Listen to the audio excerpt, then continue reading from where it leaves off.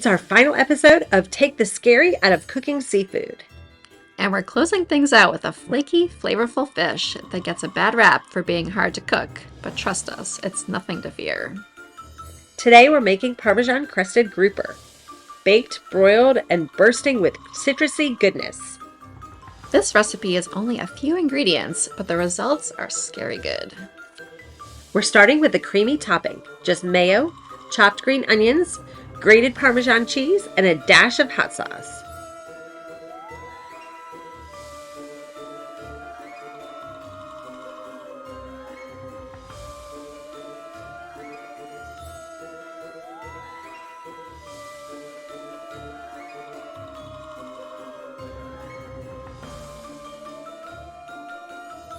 Place your grouper fillets in an oven-safe dish and pour over fresh lemon juice. That acid helps tenderize the fish and brighten the flavor.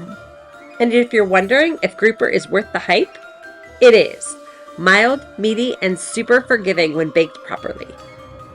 Bake at 350 degrees for about 10 minutes. Don't walk away. Grouper doesn't need long.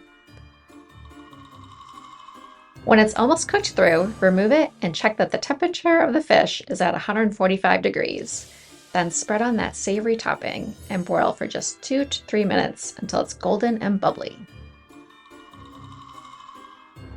That crispy cheese crust, that's the magic. It adds richness without frying, so your dish stays light but indulgent. Also, fun fact, grouper is a great source of selenium like shrimp.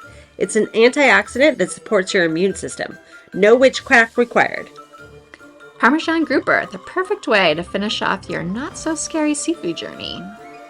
From spicy chowder to zesty tuna steaks, we've proven seafood doesn't need to be intimidating.